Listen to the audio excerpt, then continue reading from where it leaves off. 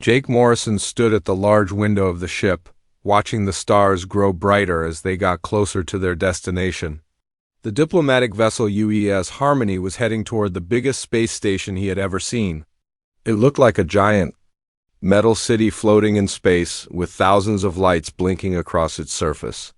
"Ambassador will be docking in 20 minutes, said Lieutenant Amy Rodriguez as she walked up beside him. She held a small tablet in her hands, checking the schedule for the day. "The council meeting starts in 2 hours. Are you ready for this?" Jake nodded but kept looking out the window. He could see other ships arriving at the station too. Some were huge and looked like metal dragons with sharp edges. Others were round and smooth like pearls. A few glowed with strange colors that hurt his eyes to look at directly. Each ship was different, just like the alien species that built them. "I've been thinking about this for months," Jake said. "Meeting with hundreds of different alien species, all in one room. It's hard to believe humans are actually part of this now." Amy smiled. "Well, we earned our place here. The war with the devourers proved that much." Jake had heard stories about that war, but it happened before he became a diplomat. He knew humans had helped save the galaxy, but the details were still classified. All he knew was that it had something to do with why humans were now respected. Members of the Galactic Council, the ship shook slightly as it connected to the docking port. Through the speakers, Captain Peters announced that they had arrived safely. Jake picked up his briefcase and followed Amy toward the exit. He felt nervous but excited. This was his first time representing Earth at the council dot as they walked. Through the docking tunnel, Jake noticed how clean and bright everything was. The walls were made of some kind of white metal that seemed to glow with its own light. Strange symbols were written along the sides, probably directions in different alien languages. When they reached the main part of the station, Jake stopped and stared. The ceiling was so high he could barely see it. Hundreds of beings moved around the area, and most of them didn't look anything like humans. He saw creatures that looked like giant insects walking on their back legs. Others had 4 arms and skin that changed colors as they moved. Some floated in the air without any wings, or machines to help them. "This way, Ambassador," Amy said, guiding him toward a checkpoint. "We need to go through security before we can enter the council area." Jake watched as the beings in front of them went through the security process. It was unlike anything he had ever seen. The insect-like creatures had to remove metal attachments from their arms and legs. A group of reptile beings spit some kind of liquid into containers before they could pass. Floating crystal beings had to dim their light until they were barely glowing. One creature that looked like a walking tree had to remove sharp thorns from its bark. Another group of beings that looked like they were made of living metal had to power down parts of their bodies until they stopped sparking. Each species seemed to have different weapons or dangerous abilities that they had to give up or turn off. "Look at all that," Jake whispered to Amy. "They have to remove everything. That could be used as a weapon." Amy nodded. "The files said security here is very strict. No weapons of any kind are allowed in the council chambers."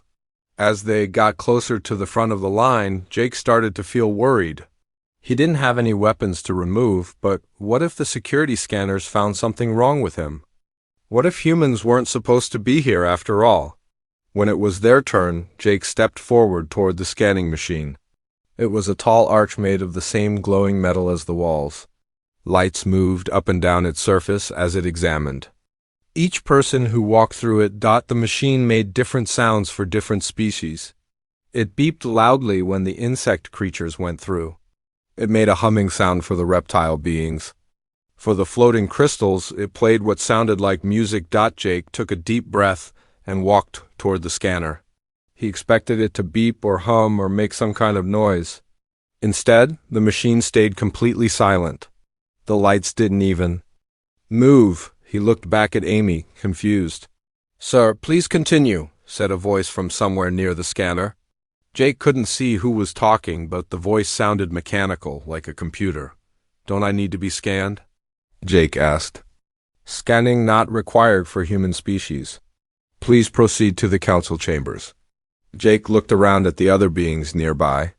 Many of them had stopped what they were doing and were staring at him. Some looked surprised. Others seemed to nod their heads, or whatever they use for heads. With what looked like respect, Amy walked through the scanner behind him, and the same thing happened. No sounds, no lights, no scanning at all. The machine treated her like she wasn't even there. "That's strange," Amy whispered as they walked away from the checkpoint. "Why didn't it scan us?" Jake didn't have an answer. He was starting to feel like there was something important about humans that nobody had told him about, something that made them different from all the other species. They followed signs written in multiple languages toward the council chambers. The hallways were wide and filled with more alien beings than Jake could count.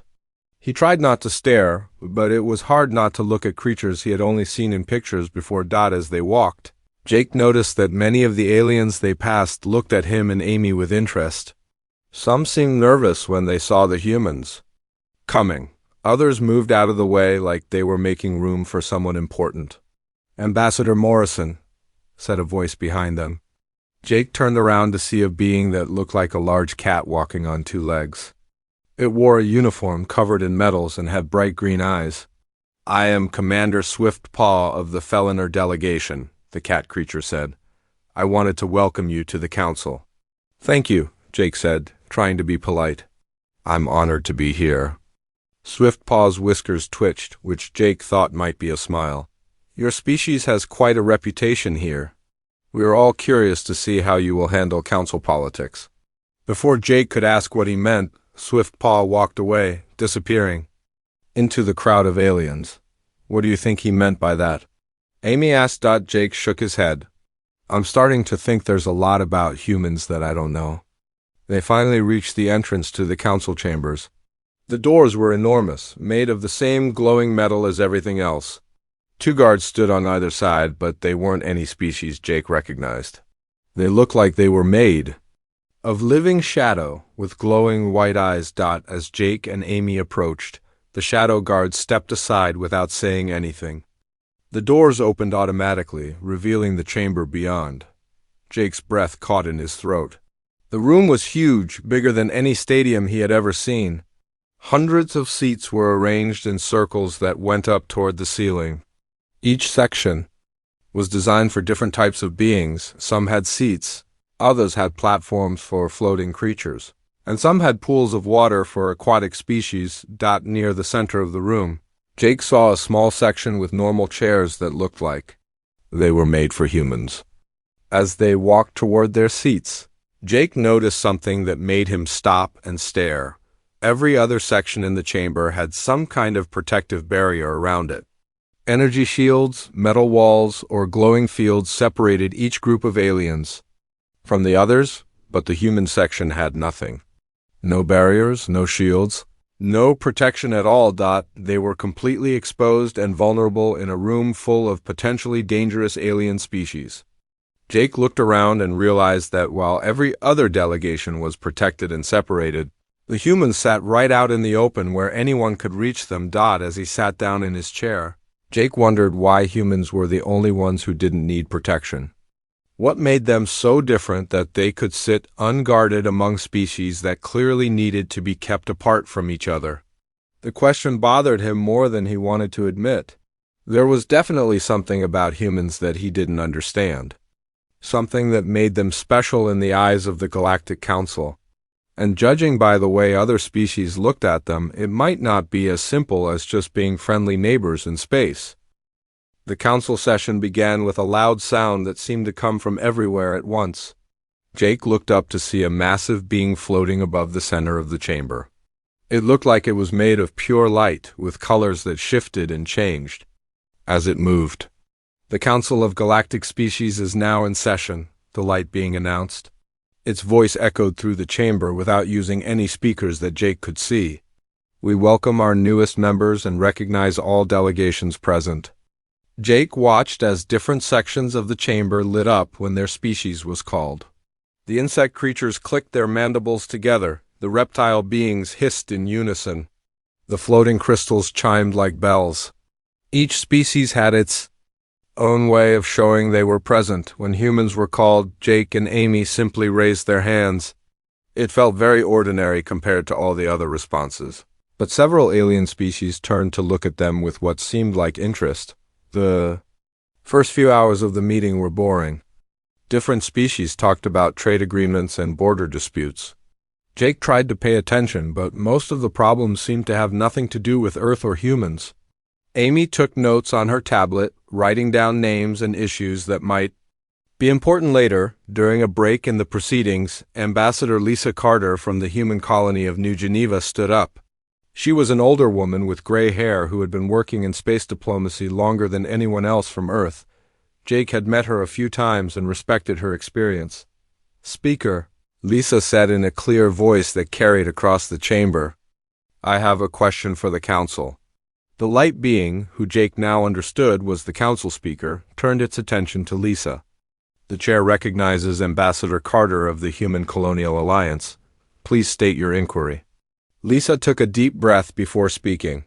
"I request clarification on humanity's status within these chambers. Specifically, I want to know why.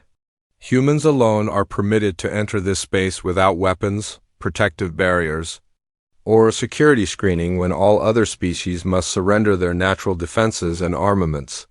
The chamber immediately became very quiet. Jake could hear his own heartbeat in the silence. Every alien being in the room seemed to freeze, some in the middle of whatever they had been doing. Even the floating crystals stopped their gentle humming, then the whispers started. Hundreds of different voices speaking in languages Jake didn't recognize filled the air with a buzzing sound. Some conversations sounded excited, others seemed worried or confused. A few groups of aliens turned to stare directly at the human section. Jake felt very uncomfortable with all the attention. He looked at Amy, who seemed just as confused as he was. Neither of them had expected Lisa's question to cause such a reaction. Suddenly, a new voice spoke directly into Jake's mind. It didn't come through his ears like normal sound. Instead, the words appeared in his thoughts like someone was writing.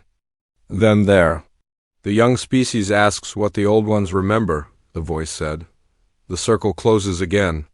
Jake looked around frantically, trying to figure out where the voice came from. Amy grabbed his arm and whispered, "Did you hear that too?" Before Jake could answer, the council speaker called for order. "The ethereal conclave has spoken," it announced. "We will recess for consultation. All delegations are asked to remain in the chamber complex while the matter is discussed." As soon as the speaker finished talking, aliens from all over the chamber started moving toward the human section. Jake felt nervous as dozens of different species approached them, but none of them seemed threatening. Instead, they looked curious, almost excited. The first to reach them was Commander Swiftpaw, the cat-like being who had greeted them earlier. "An interesting question, Ambassador Carter," he said. "One that has not been asked in many years." Tall, thin creature that looked like it was made of blue metal walked up next to Swiftpaw. "I am Conductor Humtone of the Resonant Collective," it said in a voice that sounded like music. "Your species' reputation precedes you, but perhaps you do not know your own history." "What history?" Lisa asked. "Humans have only been part of the council for 15 years. Swiftpaw's whiskers twitched again. But your involvement with council affairs goes back much further than that. Tell me, do any of you know about the broken chain incident?" Jake, Amy, and Lisa all shook their heads. They had never heard of anything called the broken chain incident, or the Sol System resolution. Added hum-tone. Again, the humans had no idea what the alien was talking about. Jake was starting to feel frustrated. It seemed like everyone in the galaxy knew something about humans that humans themselves didn't know. A new voice joined the conversation. "Perhaps it is better if they do not remember," said a creature that looked like a walking tank made of rock. "Some knowledge is a burden." "No, Rock Crusher," Swiftpaw disagreed. "They have the right to know why they sit unguarded among us, why we step aside when they approach, why their word carries weight that even ancient species respect." More aliens gathered around the human section. Jake noticed that while they were all talking to the humans, they kept a respectful distance. None of them got too close, and they All seemed to be very careful with their movements and words. An aquatic being in a water-filled suit spoke up. I am Deep Current of the Tidewalkers. My people were there when the decision was made. We remember the debates that lasted for months. The fear, the respect, the understanding that changed everything. What decision? Amy asked. What are you all talking about? Deep Current suit bubbled for a moment before he answered. The decision to trust your species with the greatest responsibility any species has ever been given. The decision to let you police yourselves. Jake felt a chill run down his spine. Police ourselves? What does that mean? Before anyone could answer, a new group of aliens approached. These were different from the others. They moved with purpose and seemed more serious. The other aliens stepped back to make room for them, showing obvious respect. I am War Leader Thax of the Dominion Forces, said the largest of the new arrivals. It looked like a cross between a rhinoceros and a tank, covered in thick armor. Human delegation, your species fought alongside mine during the crisis. You saved worlds that had been lost for generations. The crisis? Lisa asked. The Devourer War, Thax said simply. Before your time, but not before your species' time. When the galaxy was being consumed by an enemy we could not defeat, your people showed us new ways to think about war. Ways that scared us almost as much as they helped us. A smaller creature. Next to Thax spoke up. I am Scout Leader Zip of the Swift-Wing Reconnaissance. I flew missions with human pilots during the final campaign. They did things that should have been impossible. Things that made no sense until they worked perfectly. Jake's head was spinning with all this new information. Humans had apparently fought in some major war that he had never heard of. They had done things that impressed alien species who had been fighting wars for thousands of years. Why don't we know about this? Jake asked. Why isn't this in our history books? Swiftpaw looked sad for a moment. Because your leaders decided it was better to let your people live normal lives. They classified the records to prevent panic. To prevent your species from becoming too proud of its deadly capabilities. Deadly capabilities? Amy repeated. The gathered aliens all seemed to tense up at those words. Jake noticed that even though they were talking freely with the humans, they all maintained their careful distance. Perhaps, said a new voice from behind the crowd, it is time for the truth to be told. The aliens parted to reveal another human. Approaching. He was a tall man with gray hair and scars on his face that looked very old. He wore a military uniform that Jake didn't recognize. I am Colonel Sam Parker, the man said. I was there during the war. I know why you're allowed to sit here unprotected. And I know why that both honors and terrifies every species in this chamber. The colonel looked around at all the aliens, who had grown very quiet again. The question your ambassador asked, he continued, has an answer. But once you hear it, you'll understand why some knowledge really is a burden. You'll know why we're the only species trusted to be unarmed, and why that trust comes with a price that we pay every single day. Jake felt his heart beating faster. Whatever the truth was, it was something big. Something that would change how he thought about humans and their place in the galaxy, the council. Speaker's voice echoed through the chamber again. All delegations, please return to your seats. The session will resume, and the question posed by Ambassador Carter will be addressed.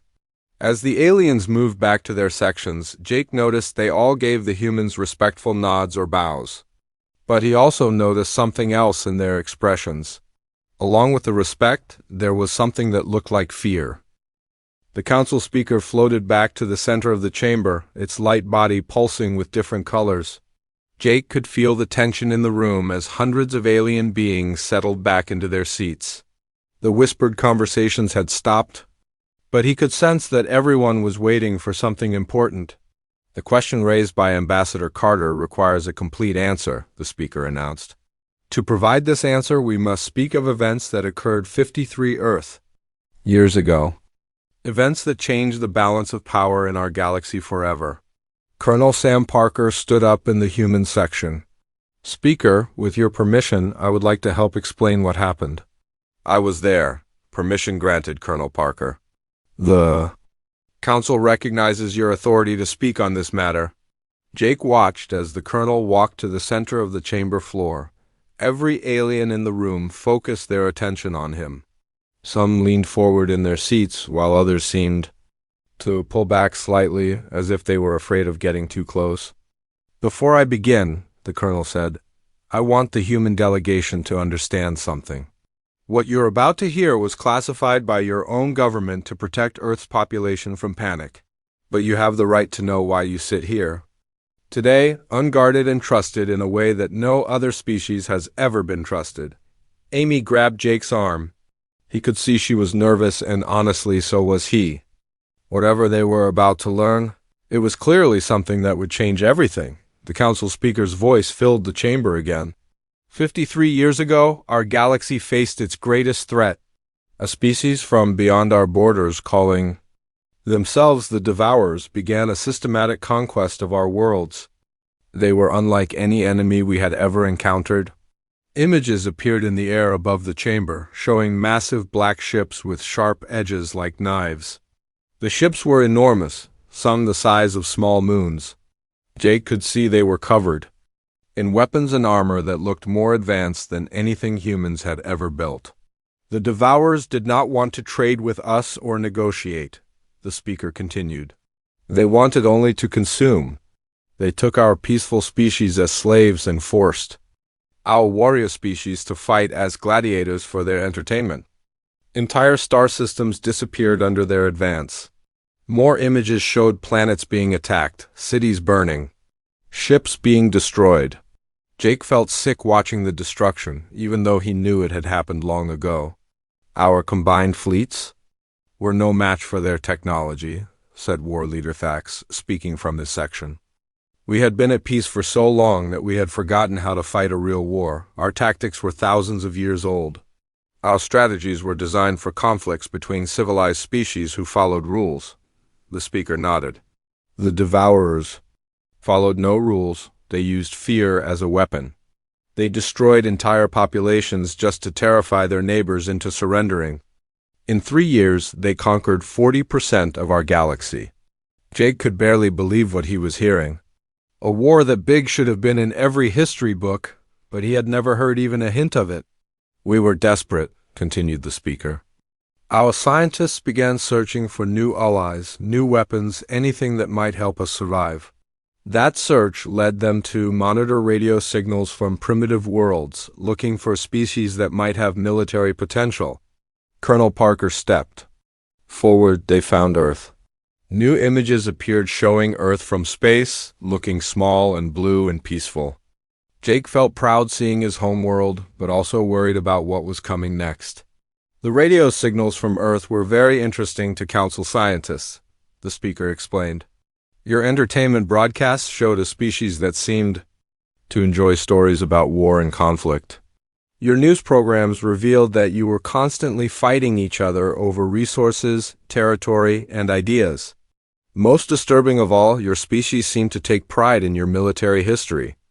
Jake understood now why other species might find humans scary. Most of the aliens he had met seemed peaceful by nature. The idea of a species that celebrated war would probably terrify them. The council voted to make contact with humanity. The speaker said, many species were against this decision. They argued that any species violent enough to help us might be too dangerous to trust, but we had no choice. Colonel Parker smiled grimly. I was a young captain then, serving on the first ship to leave Earth's solar system. When we met the council representatives, they offered us a deal. Advanced technology and membership in the galactic community in exchange for military assistance against the Devourers. What did humans do? Lisa asked. We studied the enemy, the colonel replied. Captain Roy Henderson, who was leading our mission, spent 3 months analyzing Devourer tactics. He looked at every battle, every defeat, every strategy the council had tried. Then he did something that shocked every alien military leader in the galaxy. The colonel paused and looked around the chamber. He threw out everything the council had taught him about space warfare and started over from scratch. Jake could see that many of the aliens were nodding their heads, remembering what had happened.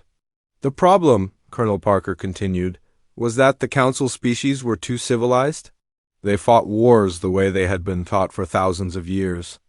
They followed patterns and traditions that made sense when fighting other council species. But the devourers weren't council species. War leader Thax stood up in his section. Human Captain Henderson told us that we were fighting the wrong war. He said we were trying to defeat the devourers using their rules instead of making them fight using ours. What did that mean? Amy asked. Colonel Parker grinned. It meant we started fighting dirty. The images in the air changed to show human ships alongside alien vessels. But the human ships looked different. They were smaller and moved in ways that seemed random and chaotic. Humans introduced tactics that the galaxy had never seen, the speaker explained. Unpredictable attack patterns. Suicide missions that somehow resulted in victory instead of death. Strategies that seemed to make no logical sense until they worked perfectly. The devourers couldn't adapt, added Swiftpaw from his section. They were used to fighting logical enemies who did logical things. Humans did things that seemed completely insane. Colonel Parker nodded. Commander Ellen Foster led the final assault on the Devourer command ship. Her plan was so crazy that even other humans thought she had lost her mind. She flew her ship directly at their biggest weapon while broadcasting Earth music and making jokes over the radio. Jake stared at the colonel. That sounds like suicide. It should have been, the colonel agreed. But Ellen had figured out that the Devourers were a very logical species. They made decisions based on probability and expected behavior. When faced with something that made no sense, their computers couldn't calculate a proper response fast. Enough. The images showed a small human ship diving toward a massive Devourer vessel. It looked impossible that such a tiny ship could threaten something so large. While their computers were trying to understand what Ellen was doing, she slipped past their defenses and destroyed their main reactor, the colonel explained. The explosion took out their entire command structure. The war ended within 6 months after that, the speaker said. The remaining Devourer forces retreated beyond our galaxy's borders and have not returned. Jake felt amazed and proud, but also confused. If humans helped save the galaxy, why don't we know about this? Why is it classified? Colonel Parker's expression became serious, because saving the galaxy wasn't the end of the story. It was just the beginning of a much bigger problem. The chamber became very quiet again. Jake could sense that the most important part of the explanation was coming. The council realized that humans hadn't just defeated the Devourers, the speaker said slowly. You had done something that terrified every species in the galaxy. You had proven that conventional military thinking was worthless against an enemy who refused to think conventionally. In other words, Colonel Parker added, humans had become the most dangerous species the galaxy had ever encountered. Not because of your technology or your physical strength, but because of the way your minds work. Jake felt a chill run through his body. He was starting to understand why other species looked at humans with both respect and fear. The question the council faced after the war, the speaker continued, was what to do with a species that could outthink any enemy and turn any disadvantage into a victory. How do you control allies who might someday become enemies themselves? Colonel Parker looked directly at Jake. The answer they came up with changed everything about how the galaxy works. And it's the reason you can sit here today without any weapons or protection, while every other species needs barriers to keep them safe from each other. Colonel Parker walked slowly around the center of the chamber as he continued his story. Jake noticed that even though the colonel was just one human among hundreds of powerful alien beings, he seemed completely calm and in control. After the war ended, the council had a problem they had never faced before, the colonel said. How do you deal with allies who might be more dangerous than your enemies? The council speaker's light pulsed brighter. The human military mind had proven to be unlike anything we had encountered in 50,000 years of galactic civilization. Dr. Kevin Walsh, your xenopsychologist, helped us understand why. Jake had never heard of Dr. Walsh, but Amy was writing the name down on her tablet. Another piece of human history that had been hidden from them. Dr. Walsh explained that most species in the galaxy evolved in specific ways, the speaker continued. Some became pure predators, hunting other creatures for survival. Others became pure prey, developing ways to hide and escape from danger. A few achieved perfect balance with their environments, living in harmony with other species on their worlds.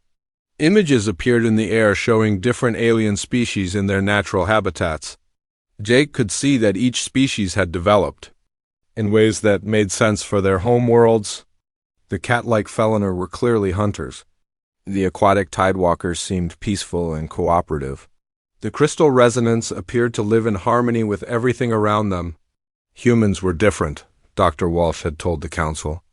The image changed to show early humans on Earth hunting animals much larger than themselves. Your species became persistence hunters. You were not the strongest or fastest predators, but you never gave up. You would chase prey for days until it collapsed from exhaustion. Jake felt uncomfortable watching the images of early humans hunting. It made his species look primitive and brutal compared to the advanced aliens around him. More importantly, the speaker said, humans learned to use tools and work together in ways that other species did not. You became the dominant species on your planet not through physical superiority, but through intelligence and cooperation. Colonel Parker nodded. Dr. Walsh called it controlled madness, the ability to make decisions that seem completely crazy, but are actually calculated risks based on incomplete information. What does that mean? Lisa asked. It means that when other species encounter a problem they don't understand, they retreat and study it until they have complete information, the colonel explained. Humans press forward with partial information and make plans as they go.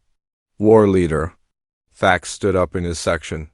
This is why human tactics were so effective against the devourers. When we encountered their new weapons or strategies, we would fall back and spend months analyzing them. Humans would immediately try 3 different ways to counter them, sometimes in the same battle. The devourers were a logical species, added Conductor Humtone. They made decisions based on complete data and followed proven strategies. Against humans, their logic became predictable, and their proven strategies became weaknesses to exploit. Jake was beginning to understand why humans had been so successful in the war, but he still didn't see why that would make other species afraid of them. Dr. Walsh's psychological analysis went deeper than military tactics, the speaker said. He discovered that humans have a unique ability to justify almost any action, if they believe the consequences of an action are worse. The chamber became very quiet. Jake could sense that they were approaching the heart of the matter. He called it escalation psychology, Colonel Parker said. Most species have natural limits to how far they will go to achieve their goals. Humans can convince themselves that any action is acceptable if the alternative is losing something they value. Images appeared showing human history. Wars, revolutions, scientific experiments, explorations into dangerous territories. Jake saw that throughout human history, his species had repeatedly done things that seemed impossible or suicidal because they believed the alternatives were worse.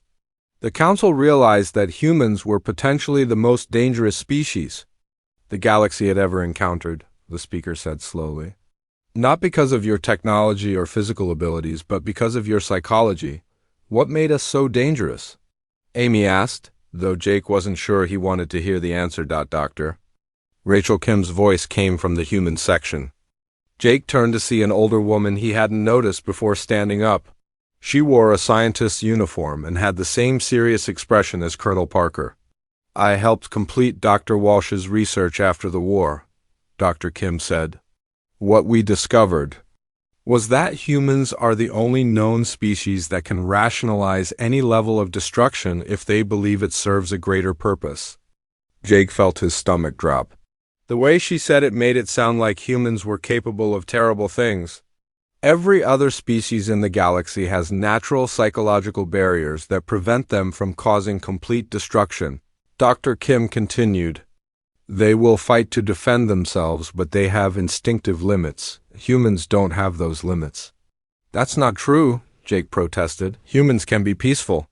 We have morals and ethics. Yes, you do, Dr. Kim agreed. But your morals and ethics are flexible in ways that other species are not. When humans believe strongly enough in something, they can convince themselves that breaking their own moral codes is the right thing to do. Colonel Parker walked back to the center of the chamber. Dr. Kim is right.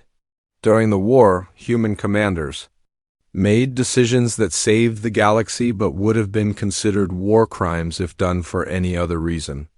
We justified them because we were fighting to save billions of lives. The Council faced a terrible choice, the speaker said. Humanity had proven to be invaluable allies, but your psychological profile suggested you could be equally dangerous enemies. Traditional methods of controlling dangerous species would not work against humans. What traditional methods?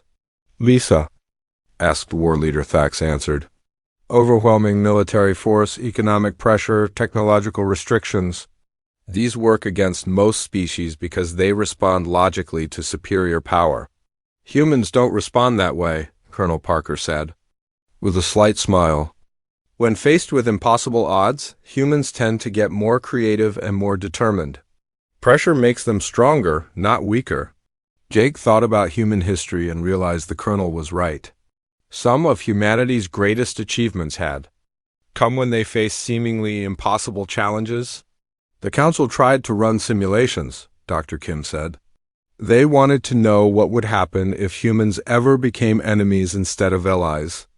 Every scenario they tested ended the same way. What way? Amy asked. Complete chaos, Dr. Kim replied simply. Humans fighting against the galaxy would not try to conquer it like the devourers did. They would find ways to turn every species against each other while remaining hidden in the background. They would use the galaxy's own diversity and complexity as weapons.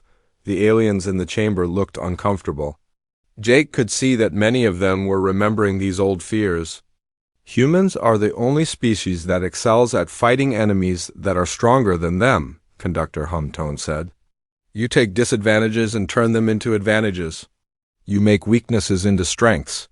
Against humans, being bigger and more powerful can make you more vulnerable, not less. So the Council came up with a different solution, the speaker said. Instead of trying to control humanity through external force, they decided to trust humanity to control itself. Jake felt a chill as he began to understand what that meant. The Council's decision was revolutionary, Colonel Parker said. For the first time in galactic history, they chose to base interstellar security not on controlling a dangerous species, but on that species choosing to control itself. The arrangement was simple, Dr. Kim explained.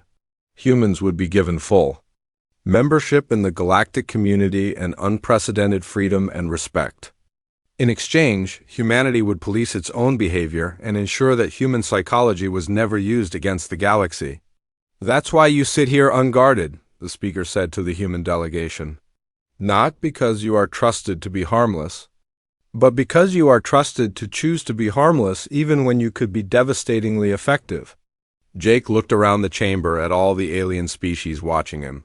He finally understood the expression in their eyes. It wasn't just respect or fear, it was hope. Hope that humanity would continue to choose restraint when they could choose destruction. But there's more to it than that, Colonel Parker said. The real reason you're allowed to sit here without weapons or protection is because everyone in this chamber knows a secret about humans that even most humans don't know. Jake held his breath, waiting for the final revelation. Colonel Parker stood in the center of the chamber and looked directly at Jake. The silence was so complete that Jake could hear his own breathing. Every alien being in the room was focused on what the Colonel was about to say. The secret, Colonel. Parker said slowly, is that a human who wants to cause harm in this chamber wouldn't need weapons? Jake felt confused. What do you mean? Let me show you, the Colonel replied. He walked over to one of the walls and pointed to a small panel. This is an atmospheric control unit. If I removed 3 specific components and rearranged them in a particular way, I could disable the life support for the entire station within 10 minutes. Amy gasped. You could do that? The lighting system, the Colonel continued, pointing to the ceiling, Uses a focused energy beam that could be redirected to cause serious damage if someone knew the right frequency adjustments. The gravity generators under the floor could be overloaded to create artificial earthquakes throughout the station. Jake stared at the colonel in shock. How do you know all this? Because I had to learn it, Colonel Parker said. When humans first joined the council, I was tasked with proving that we could be trusted in this chamber. Part of that proof was demonstrating that we understood exactly how dangerous we could be if we chose to be. Dr. Kim stood up again. During my initial presentation to the council 15 years ago, I outlined 23 different ways a single human could theoretically disable or destroy critical systems on this station using only materials present in this room. The aliens around the chamber shifted nervously. Jake could see that they remembered this presentation, and it still made them uncomfortable. The point wasn't to threaten anyone, Dr. Kim continued. It was to show that traditional security measures are meaningless against a species that sees every environment as a collection of potential tools and weapons. War Leader Thax spoke from his section. Other species see a diplomatic chamber as a safe, controlled space. Humans see it as a three-dimensional puzzle filled with resources that could be repurposed for any number of purposes. That's the real reason you're allowed to enter this chamber without security screening, the council speaker explained. Because if humans wanted to cause harm, they wouldn't bring weapons. They would use whatever they found here. Jake looked around the chamber with new eyes. The elegant lighting, the sophisticated life support systems, the gravity generators, all the advanced technology that made the station work. He started to see what the colonel meant. Everything could potentially be turned into something else if someone was creative enough and desperate enough. But that's not the most important part, Colonel Parker said. The real reason humans sit here unguarded is because this arrangement works both ways. What do you mean? Lisa asked. Mutual assured destruction, Dr. Kim explained. The council knows that humans could cause chaos if we wanted to. But humans also know that our continued acceptance in the galactic community depends on proving every single day that we choose not to. Jake was beginning to understand the delicate balance that humanity existed in. They were trusted because they were dangerous, not despite being dangerous. The other species maintain peace with humans because they know what happens when humans are pushed too far, Colonel Parker said. They saw it during the Devourer War. When humans feel threatened or desperate, they become the kind of enemy that no amount of superior technology can defeat. Commander Swiftpaw stood up in his section. This is why we treat humans with such respect. Not because we fear you will attack us, but because we understand that your restraint is a choice, not a limitation. Every day that humans choose to sit peacefully in this chamber is a day that proves your species can be trusted with the most dangerous capability in the galaxy, the speaker said. What capability? Amy asked. The ability to think like your enemies, Dr. Kim replied. Humans can put themselves in the mind of any opponent and predict what they will do next. More than that, you can think of strategies that your enemies would never consider because they seem too crazy or too risky. Deep Current of the Tidewalkers spoke from his water-filled section. During the war, human commanders would sometimes predict devourer moves 3 or 4 steps ahead. Not because they had better intelligence, but because they could think like destroyers when they needed to.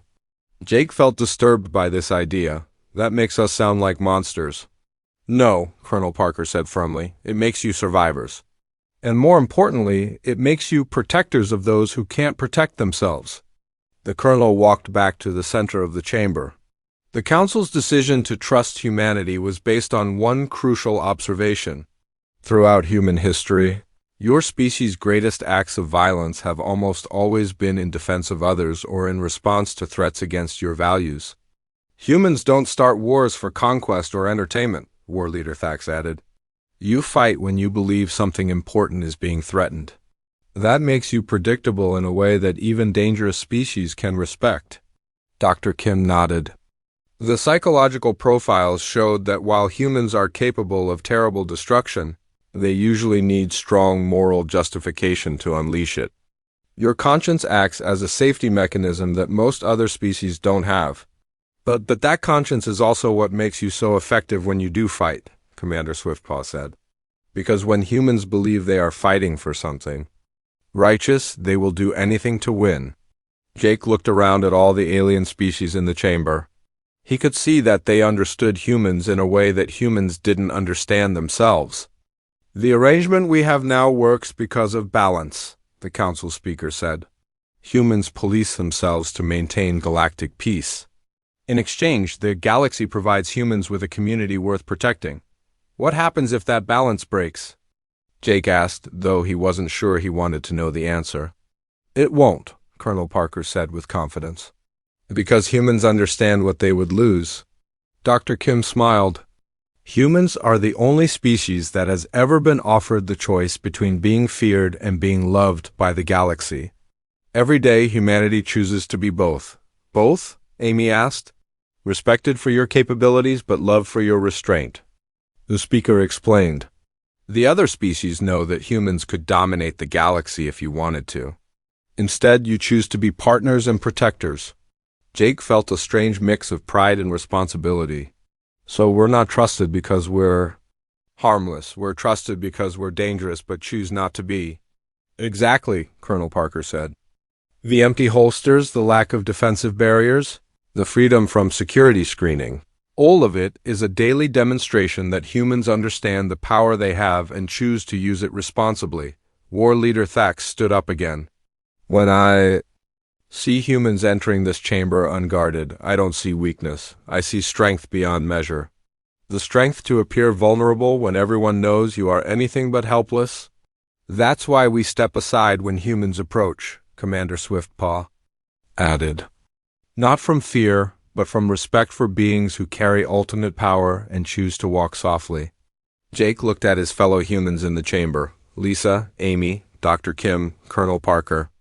They all seemed ordinary, but now he understood that ordinariness was an illusion. They represented something unprecedented in galactic history. The real secret, Dr. Kim said, is that every human who sits in this chamber is making a choice. We could be conquerors, destroyers, chaos bringers. Instead, we choose to be diplomats, protectors, and partners. And that choice, the Council speaker said, is why humanity alone is permitted to be unarmed in these chambers. Not because you need no weapons, but because you are the weapons, controlled by wisdom and guided by conscience. Jake finally understood. Humanity's greatest achievement wasn't defeating the devourers or gaining membership in the galactic community. It was proving that the most dangerous species in the galaxy could also be the most trustworthy. As the session ended and the various species began to file out of the chamber, Jake noticed that many of them nodded respectfully to the human delegation. But now he could see the full meaning in their gestures. It wasn't just politeness or protocol. It was gratitude. Gratitude that humanity had chosen to be protectors instead of predators, partners instead of conquerors, and friends instead of the galaxy's worst nightmare. The burden of that choice would rest on humanity forever.